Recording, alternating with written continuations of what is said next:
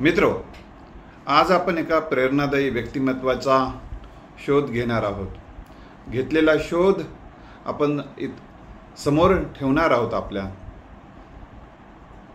प्रेरणादायी व्यक्तिमत्वाचा अभ्यास यासाठी करायचा असतो। प्रेरणादायी व्यक्तिमत्वाबद्दल जाणून यासाठी घ्यायचं असते की आपल्यामध्ये काहीतरी प्रेरणा निर्माण होतात। मित्रो, जसं परिस आहे, परिसाच्या सहवासात लोखंडातही सोनं होते असं म्हणतात। चुंबकाच्या सहवासामध्ये लोखंडामध्ये चुंबकत्व येते, तसं प्रेरणादायी व्यक्तिमत्वाच्या सहवासामध्ये तुम्हाला प्रेरणा मिळत असते। असंच एक प्रेरणादायी व्यक्तिमत्व आंबेडकरवादी मिशनचे प्रमुख आदरणीय दीपक कदम साहेबाबद्दल मी आज आपल्याला काही गोष्टी सांगणार आहे। त्यांचा आज वाढदिवस आहे। त्यांच्या वाढदिवसानिमित्त मी त्यांना लाख लाख शुभेच्छा देतो। आणि त्यांच्याविषयी हे सांगण्यामागचा हेतू असा आहे की त्यांच्याकडून जे काही गोष्टी शिकण्यासारख्या आहेत ते आपल्याला काय शिकता येईल, हा एक मुद्दा आपल्याला सांगायचा आहे। किंवा अजून महत्त्वाचा एक मुद्दा म्हणजे ह्या प्रेरणादायी व्यक्तिमत्वाचा अभ्यास आपण का केला पाहिजे। ही जशी प्रेरणा मिळते तशी आपल्याला एक दिशा मिळते। प्रेरणा मिळते आणि एक दिशा मिळते।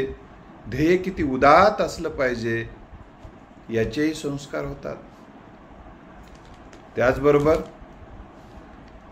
स्वतःसाठी जगताना इतरांसाठी जगण्याचंही थोडं ना थोडं आपल्या ऐपतीप्रमाणे काम केलं पाहिजे। समाजासाठी काही प्रबोधन केलं पाहिजे का आपल्याला जे काही करता येईल तेवढं काहीतरी चांगलं केलं पाहिजे। ही सुद्धा प्रेरणा अशा प्रेरणादायी दिशादर्शक व्यक्तीकडून मिळत असते। म्हणून ह्यांचं जीवन समजून घेणं अतिशय गरजेचं आहे। बहुतांशी माणसं एखाद्या व्यक्तीला न समजून घेताच भाष्य करताना दिसतात। एक जण म्हणाला मला, बघा सर, बघा काय हो, बघा ते कसे त्यांच्या समाजासाठी झटतात, कसं आंबेडकरवादी मिशन उभं केलेत। अच्छा बेटा, हे केवळ असं बोलायला काहीच फार मोठी ज्ञान साधना लागत नाही। अज्ञानाच्या माहेरघरामध्ये असलं बोलता येते। आता हे असं अज्ञानातून माणसं का बोलतात? जीवनच समजून घेतलं नाही।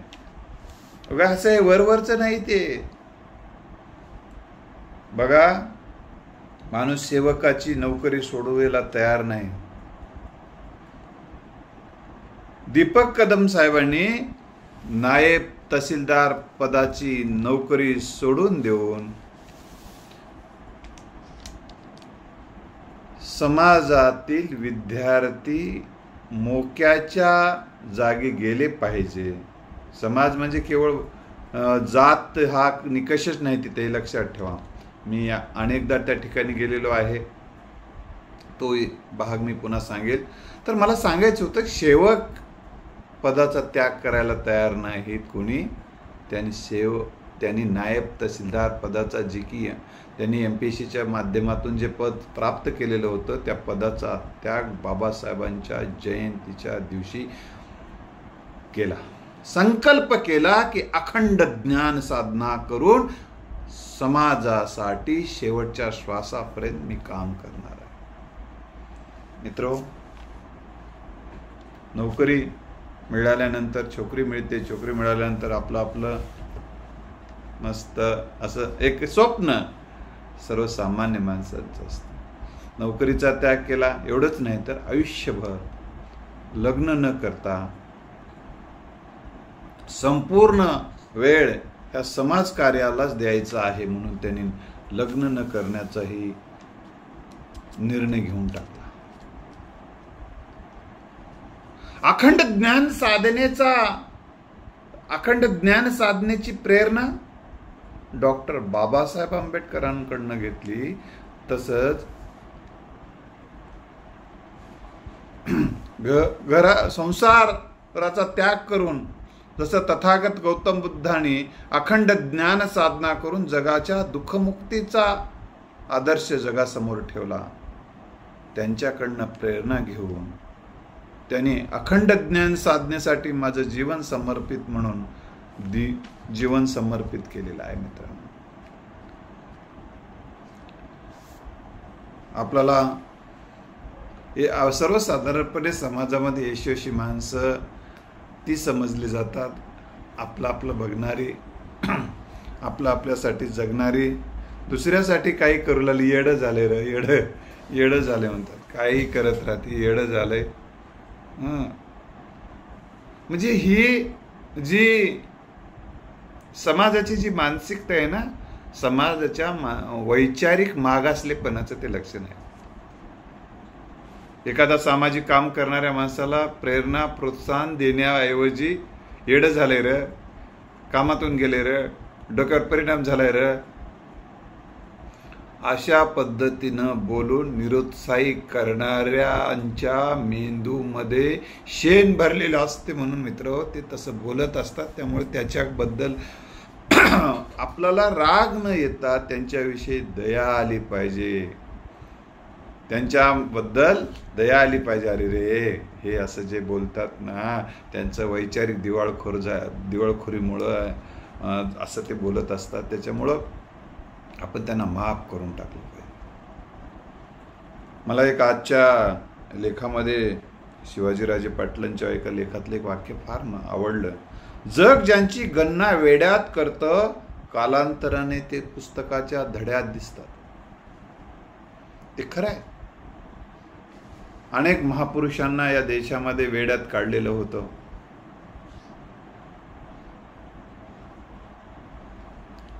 अशा वेड्यात काढलेल्या अनेकांचाच अभ्यास आज पुस्तकांच्या धड्यात आपल्याला वाचायला मिळतो.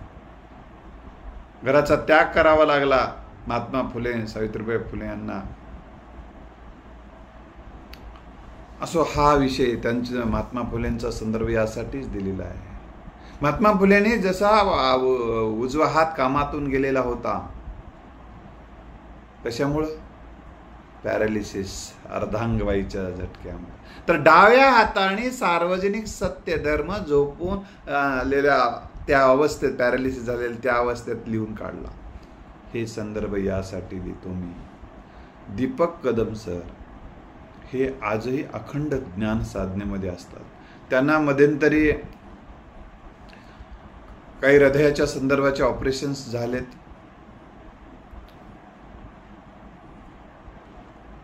तरीही पण डॉक्टरने विश्रांतीचा सल्ला दिलेला असताना आजही ज्ञान साधनेमध्ये ते मग्न आहेत, उपक्रम घेण्यामध्ये मग्न आहेत.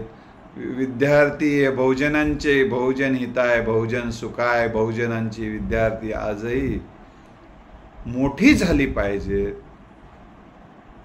यासाठी ते आजही अखंडित ज्ञान साधनेत आहेत. अनेक जणांना वाटते, साहजिक आहे, मित्र, नातेवाईक, सदिच्छा व्यक्त करणारी माणसं, आता तुम्ही हे थांबवा. त्यांची धारणा अशी आहे की मी हे व्रत थांबलं तर कदाचित मी थांबेल, कारण माझ्या जगण्याची प्रेरणाच समाज सेवा आहे. माझ्या जगण्याचा श्वासच आता ते आहे. श्वासच थांबून मी कसं जगू, अशा पद्धतीचा विचार ते व्यक्त करतात. मित्र, असा माणूस आपल्या नांदेड जिल्ह्याचा आहे. मनाड खोऱ्यातला हा वाघ आहे. कंधार येथील फुले नगरमध्ये जन्मलेलं हे रत्न. त्यांच्या वडील संभाजीराव कदम, आई सावित्रीबाई कदम. आज ते नांदेडमधील सिडको येथे राहतात. कदम साहेबांनी आपल्या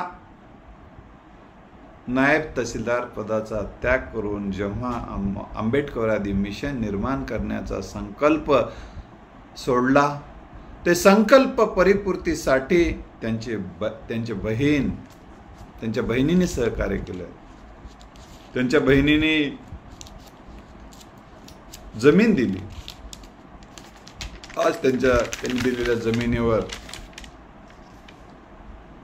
आंबेडकरवादी मिशन उभा आहे. करुणाताई, संध्याताई, विद्याताई, अर्चनाताई या त्यांच्या बहिणी आहेत. आज एका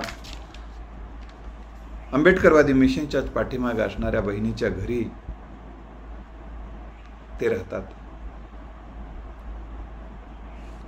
थोडासा हृदयाच्या संदर्भाचं मी सांगितलं, त्यांचं ऑपरेशन पण झालेलं आहे. त्या प्रसंगी आम्ही त्यांच्या आंबेडकरवादी मिशनमध्ये तर जातो, त्यांनी बोलवलं तेव्हा. पण त्यांच्या घरी जाण्याचा एक प्रसंग आला आणि ह्या अशा विशाल व्यक्तिमत्वाची ओळख माजी सनदी अधिकारी, प्रभावी वक्ते, लक्षवेध फाउंडेशनचे आधारवड संस्थापक अध्यक्ष एकनाथ उर्फ अनिल मोरे सरांमुळे माझा झाला. मी ऐकून होतो, परंतु प्रत्यक्ष भेट अनिल मोरे सरांमुळे झाली. त्यांच्या समवेतच मी गेलो साहेब. आणि मग तिथं गेल्यानंतर सर्वसाधारणपणे कोणाच्याही घरी गेल्यानंतर आपल्याला ते जिथं राहतात आता खालच्या मजल्यात बहिणीच्या घराच्या, आपल्याला वाटते घरामध्ये सर्वसाधारण कोणालाही संसार अशी अपेक्षा असते, राहावं बस, भांडे कुंडे, कपडे लते सगळं, लग्नाचे अल्बम वगैरे हे सगळं राहावं असं अपेक्षा असते, दिसावं वाटते. तर तसं तिथं काही नव्हतं, फक्त ग्रंथ आणि ग्रंथ. उशाला ग्रंथ, समोर ग्रंथ, ग्रंथाचे म्हणजे अभ्यासिकेमध्येच ते राहतात. आणि आंबेडकरवादी मिशन म्हणजे अभ्यासिका आणि ज्ञान साधनेचंच ते केंद्र आहे. तिथं जसं अध्ययन चालते, अध्यापनही चालते, म्हणजे सर्वत्र ग्रंथाच्यामध्ये. डॉक्टर बाबासाहेब आंबेडकरांनी ग्रंथासाठी घर बांधलं, आयुष्यभर अखंड ज्ञान साधना केली. दीपक कदम सर आयुष्यभर ग्रंथाच्या सहवासात राहणे, ज्ञान घेणे, ज्ञान देणे आणि विद्यार्थी घडवणे हाच त्यांचा ध्यास आहे. सर्वांसाठी ही आंबेडकरवादी मिशन खुली आहे मित्रांनो. या ठिकाणी यशवंत चव्हाण, डॉक्टर यशवंत चव्हाण हे नेहमी जातात तिथं, त्यांना अतिशय कृतज्ञता व्यक्त करतात. त्यांच्या मार्गदर्शनाने,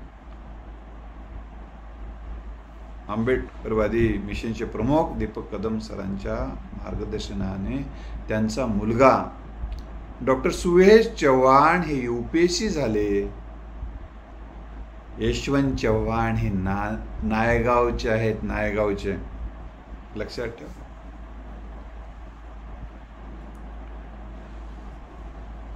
त्यांचा मुलगा UP शिवून आज जर्मनीमध्ये आपल्या देशाचा प्रतिनिधित्व म्हणून शासनाच्या वतीनं काम करतात. दुवा विदेश दूत नतमस्तक होतात सुहेश चव्हाण दीपक कदम सरांसमोर. या महनीय व्यक्तिमत्वानं मी घडलो, ही कृतज्ञता त्यांच्या मनामध्ये असते. आणि यशवंत चव्हाण साहेबांसोबत आम्ही जेव्हा बोलत असतो, यशवंत चव्हाण सर आणि दीपक कदम साहेब एकदा माझ्याकडे विनंतीमुळे आले होते. अतिशय दोघंही अतिशय एक तासभर छान गप्पा झाल्या आमच्या. तर मला ह्या निमित्ताने हे तुम्हाला सांगायचं आहे की त्यांच्यामध्ये अहंकार नाही. मी एवढ्या लोकांना घडवलेला माणूस, एवढं मोठा आंबेडकरवादी मिशनचा प्रस्त माझ्याकडे असताना मी कशाला जाऊ, किंवा यशवंत चव्हाण साहेबसारखे डॉक्टर असणारे, दोघेही नवरा बायको ते डॉक्टर आहेत, यशवंत चव्हाण आणि त्यांचे मिसेस लेखक आहेत, 2-4 पुस्तकाच्या लेखक आहेत त्या सगळेजण. आज त्यांचा मुलगा UPSC आहे. अशा व्यक्ती एका सामान्य माणसाकडे माझ्यासारख्या आले होते. म्हणजे सांगायचा हेतू आहे की या निमित्तानं यांच्यामध्ये कुठला अहंकार नाही. आणि मोठ्या माणसांमध्ये जितकी माणसं मोठी असतात त्यांच्यामध्ये अहंकार कमी असतो. मनानं मोठी असणारी माणसं त्यांच्याकडे अहंकार असतो. तुम्हाला मनानं मोठवायचं असेल तर अहंकाराचा टक्का थोडा कमी करावा लागतो. आणि अहंकाराचा टक्का त्यांनी कमी केलेला आहे. 14 एप्रिलला अनेक संकल्प करतील माणसं. यांनी आंबेडकरवादी मिशनचे प्रमुख दीपक कदम सरांनी नायब तहसीलदार पदाचा त्याग करून समाजासाठी काम करण्याचा संकल्प केला मित्रो. म्हणून खऱ्या अर्थाने वैचारिक वारस, बाबासाहेबांचे वैचारिक वारस, महामानव डॉक्टर बाबासाहेब आंबेडकरांचे वैचारिक वारस जर कोण असतील तर त्यात बोटावर मोजणारे जे काही व्यक्तीचे नावं नांदेडमध्ये आपल्याला घेता येतील त्यामध्ये दीपक कदम सरांचं नाव आपल्याला अग्रक्रमानं घ्यावं लागेल, असं माजी सनदी अधिकारी एकनाथ मोरे साहेब जे म्हणतात ते सत्य आहे. हे आपल्याला जोपर्यंत आपण तिथं जाणार नाही, त्यांची अखंड ज्ञान साधना बघणार नाही आणि इतरांना घडवण्याचा ध्यास जोपर्यंत बघणार नाही आपल्या लक्षात येणार नाही मित्रांनो. तर कुणाला तरी त्याग करावाच लागणार आहे मित्रांनो. कुणाला तरी त्याग केल्याशिवाय समाजामध्ये सेवेचे दालनं खुलेच होत नसतात. या देशाच्या स्वातंत्र्यासाठी अनेकांनी बलिदान केलंच. तसं अशा ह्या व्यक्तिमत्व आजही मोठ्या संकटातून वाचलेलं आहे. हार्ट अटॅक सारखा तून हे वाचलेले आदरणीय दीपक कदम आजही समाजाला वाचवण्यासाठी समाजातली मुलं प्रशासनात गेली पाहिजे, मोक्याच्या जागा त्यांनी पटकावल्या पाहिजे, हे त्यांच्यात स्वप्न पेरतात. बरेच जण काय स्वप्न पेरतात, काही होऊ दे र, 1-2 एकर जाऊ दे, पण ग्रामपंचायतचा सदस्य आपला माणूस झालंच पाहिजे. सदस्य का झालं पाहिजे, नाव राहते पाठीवर, तिथं काही काम करायचंय का, काही काम काही काहीच करायचं नाही. काम न करताच मोठं होण्याचे एक स्वप्न काही जण पाहतात. असे काम न करताना मोठं होण्याच्या स्वप्नानं काहीच होत नाही. गावातल्या दुसऱ्या गल्लीला कधी कधी माहीत राहीत ना सदस्य ते. मला सांगायचं या निमित्तानं तुम्ही सदस्य व्हा, आपण 2 एकर विकून होऊ नका, घराघरात दारू पाजून होऊ नका, घराघराचे संसार उद्ध्वस्त करून होऊ नका. तर एक समाजाला एक मोठं स्वप्न देण्याचं काम करणं गरजेचं आहे. मोठ्या प्रशासन आणि शासनात ही आपली पोरं गेली पाहिजे, ही प्रेरणा देणं, त्यांना आपल्या आपल्या परीने मार्गदर्शन करणं ही नितांत गरजेचं आहे. जे मार्गदर्शन घेतील ते पुढे जातील, आता घेत नसतील त्याला आपण काय करू शकतो.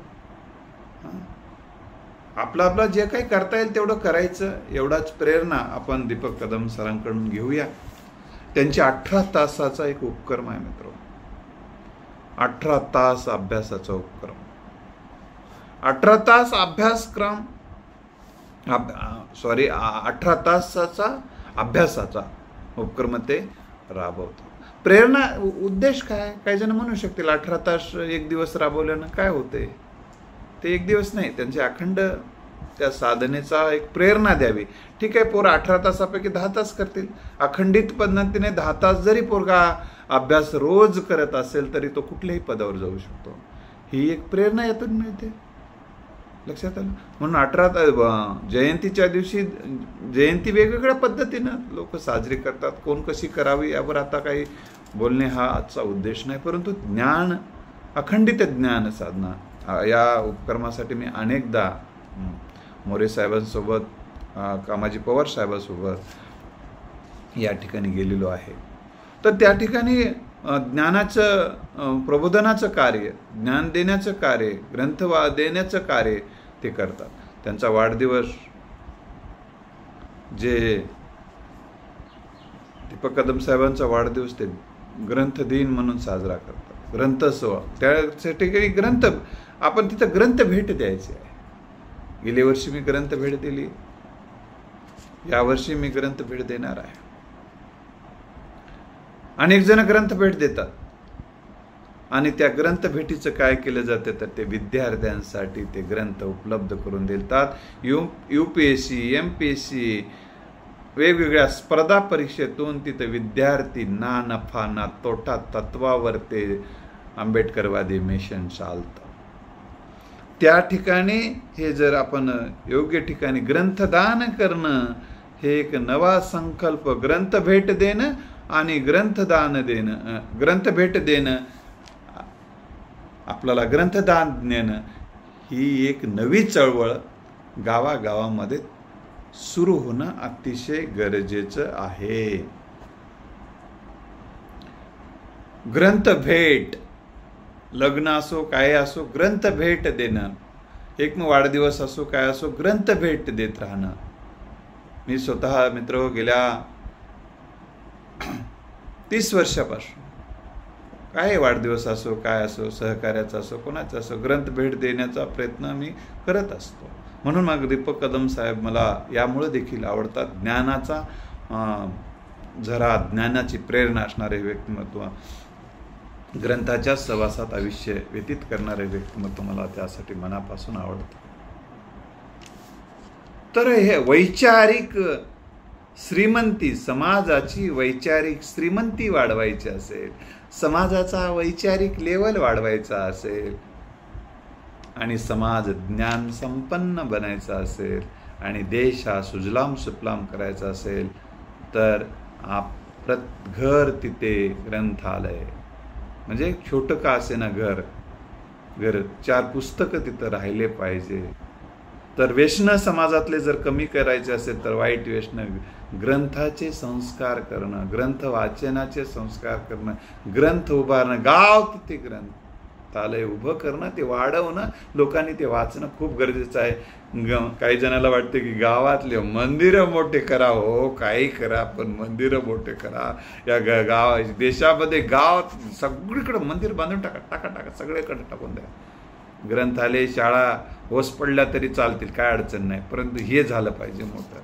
मित्रो, हा देश जे घडणार आहे ते ग्रंथालयातून घडणार आहे, शाळा महाविद्यालयातून घडणार आहे. या देशातले शिक्षण संस्था जितक्या समृद्ध करू, ग्रंथालय जितके समृद्ध करू आणि लोक जितके ज्ञान साधनेमध्ये या राहतील तर तितका देश वैचारिक दृष्ट्या समृद्ध होईल आणि देश महासत्ता बनेल.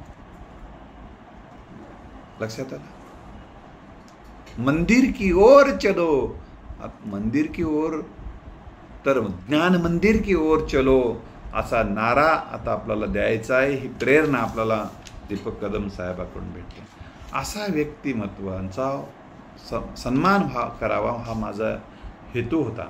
म्हणून त्यांना मी राष्ट्रीय ज्ञानदीप पुरस्कार, जे ज्ञानदीपाची दीपावली हा कार्यक्रम गेल्या 25 वर्षापासून मित्रहो स्वखर्चातून करण्याचा संकल्प मी केलेला आहे. या संकल्पासाठी गावकरी उपस्थित राहून सहकार्य करतात आणि त्यामुळं या कार्यक्रमासाठी मी आदरणीय दीपक कदम त्यांना डॉक्टर ही पदवी सुद्धा एकनाथ मोरे साहेबांनी एका कार्यक्रमात दिली. म्हणून दीपक कदम साहेबांना राष्ट्रीय ज्ञानदीप पुरस्कार दिला.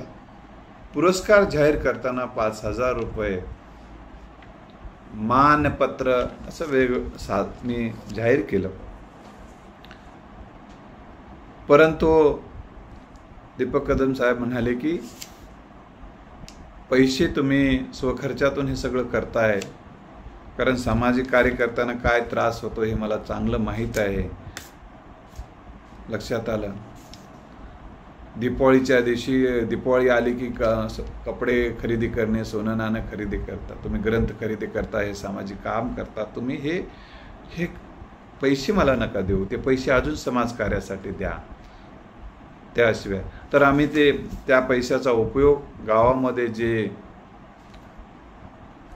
आदरणीय अभिजित राऊत साहेब जिल्हाधिकारी यांच्या प्रेरणेतून गावामध्ये एक शाळेसाठी काही योगदान देता येईल का याचा प्रयत्न केला. तिथं आम्ही झाडं लावली.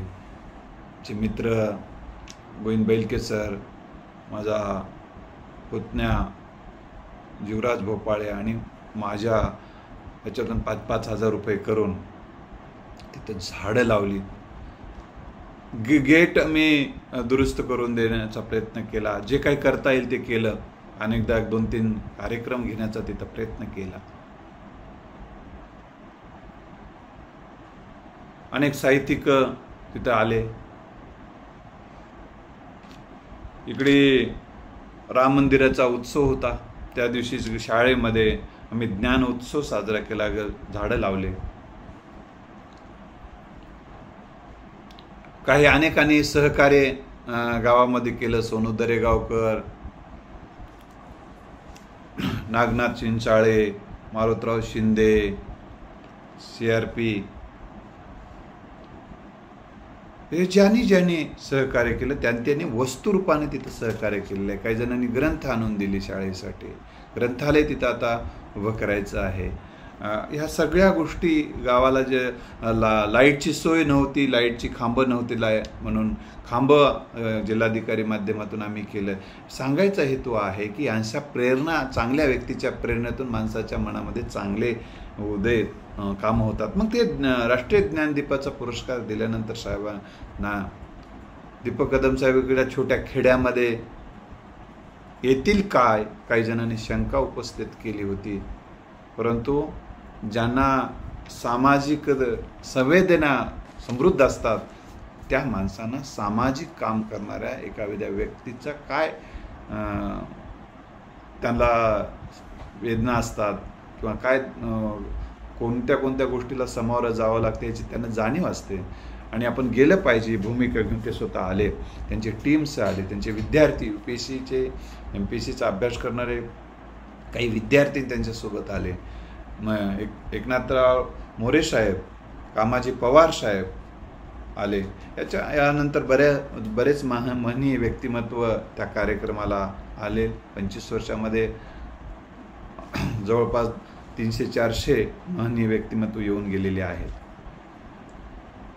मला या निमित्तानं सांगायचं होतं की ते तर पुन्हा ग्रंथ घेऊन आले सोबत. MPSC UPSCच्या पोरांना ते अभ्यासाला उपकारक ठरणारे ग्रंथ घेऊन आले आणि त्या कार्यक्रमात त्यांनी भेट दिली. याला साक्ष आहेत, अनेक महनीय व्यक्तिमत्व साक्ष आहेत. आता काही जणांच्या मनात प्रश्न निर्माण झाला, हे MPSC UPSC स्पर्धा परीक्षेचे पुस्तक आणि शाळेसाठी त्या कोणत्याही कृती उक्ती मागे एक उद्देश असतो.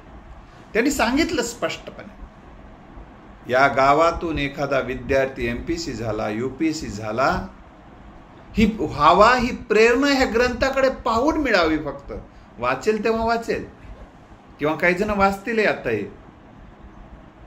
ही त्यामागची धारणा होती मित्रांनो. म्हणजे माणसं असा उदात्त हेतू ठेवून जगत असतात, एक वैचारिक उंची घेऊन जगत असतात, एक उदात्त भावना घेऊन जगत असतात. त्यांच्या कृतीमागच्या उक्तीमागचा उद्देश जर समाजाला कळला नाही तर समाज दिशाहीन होतो. ते व्यक्ती तर कशा आपल्या दिशेनं जातो. म्हणून मोठ्या माणसांच्या कृती आणि उक्तीमागचा उद्देश जर आपण लक्षातच घेतला नाही, 5-6 तास कार्यक्रम चालतो. आपल्या घरामध्ये दीपावली असतानाही तिथं माणसं 5-6 तास येऊन ज्ञानाच्या उत्सवामध्ये सहभागी होतात. अनेक जण. महाराष्ट्र राज्याचे शिक्षण संचालक गोविंद नांदेडे साहेब तिथे आले. अतिरिक्त शिव पदावर असणारे कपाळे साहेब, शिवाजीराव कपाळे साहेब आले. शारदा भुवन शिक्षण संस्थेचे सहसचिव प्राचार्य रावसाहेब शेंदारकर सर आले. कोलंबीची शाळा, शंकरराव चव्हाण शाळा, ज्युनियर कॉलेज ज्यांना उभारण्याचा आणि आता ज्यांच्या हातामध्ये ती सत्ता आहे त्या संस्था चालक त्या कार्यक्रमासाठी आले. आजूबाजूचे अनेक व्यक्तिमत्व, समाज, अनेकांना पुरस्कार, अनेकांना पण सन्मान, अनेकांना ग्रंथ देणं, अनेकांच्या सत्कार, असा तो कार्यक्रम असतो. त्या कार्यक्रमात ही महनीय व्यक्तिमत्व राहिले. मला सांगायचं हेतू आहे की एखादा माणूस जरी काम करत असेल तर त्याच्या पाठीशी उभं राहण्याचं गोष्ट आदरणीय दीपक कदम साहेब करतात. अशा दीपक कदम साहेबांच्या स्वभावामध्ये अतिशय संयम आहे. अतिशय टापटीपणे ते राहतात. नेहमी सुटाबुटामध्ये ते जगतात. कारण आणि केव्हाही आंबेडकरवादी मिशनमध्ये जाऊया. सर साधनेत नाहीतर ज्ञान देताना दिसतात. रात्री उशिरापर्यंत कनेक्टिव्हिटी कशी असावी त्यांच्याकडे बघितल्यानंतर लक्षात येतं. आज त्यांच्यासोबत जे व्हॉट्सअप ग्रुप आहेत तर भारतभरातले अधिकारी जे झालेले आहेत त्या सगळ्यांसोबत आजही ते कनेक्ट आहेत. त्या कनेक्टिव्हिटी बऱ्याच जणांकडून हे संघटन कौशल्य कसं असलं पाहिजे ते दीपक कदम सरांकडून शिकलं पाहिजे. संघटन कौशल्य, आपल्या सहवासात आलेल्या माणसाचा नंबर घेणे, तर ॲड करणे, त्यांना आपले उपक्रम सांगणे. आपण सांगलं तर लोकांना काय स्वप्न पडते का? हा विचारधारा त्यांच्या मनामध्ये आहे आणि त्यांना कार्यक्रमाला स्वतः सांगणे, या तुम्ही प्रत्येकाला. मित्र, हे संघटन कौशल्याबद्दल या निमित्तानं सांगतो की तुमच्याकडे ज्ञानच असून चालत नाही. ते ज्ञान देण्यासाठी किंवा तुमच्याकडे जे उपक्रम आहेत ते समाजापर्यंत पोहोचण्यासाठी एक नेटवर्क लागतं, एक संघटन कौशल्य लागते. विहीर खोदून विहिरीतच पाणी असून चालणार नाही. शेतात पाणी काय आपोआप विहिरीतून उडून पाणी जात नसते, तर शेत पाईपलाईन करावी लागते. तशा पद्धतीनं पाईपलाईन म्हणजे माणसं ही आपली जोडलेली माणसं ही आपला विचार समोर नेण्यासाठी, आपलं कार्य पुढे नेण्यासाठीची पाईपलाईन असतात. म्हणून ते संघटन कौशल्य त्यांचं अतिशय मजबूत संघटन कौशल्य आहे. हे सुद्धा अतिशय कोणताही कार्यक्रम घेत असताना जे मनुष्यबळ लागतं त्यांच्याकडं प्रचंड मनुष्यबळ आहे. ह्या सगळ्या गोष्टी अतिशय त्यांच्या एक कार्यक्रम एकदा बघितल्यानंतर आपल्या लक्षात येते किती तिथे शिस्त, संघटन जसं आहे त्यांच्या इथं तसं शिस्त दिसते. समोरचा विद्यार्थी ज्या तन्मयतेनं ऐकतो ते शेवटच्यापर्यंत ऐकतो. ही खऱ्या अर्थाने तिथे गेल्यानंतर कुठेही तुम्ही विहारात जा, मंदिरात जा, कुठे जा, पण एकदा या आंबेडकरवादी मिशनला आपण भेट द्या. हे भारावलेलं वातावरण, तिथं गेल्यानंतर मुलांना एक अभ्यासाची प्रेरणा मिळते. मित्रांनो,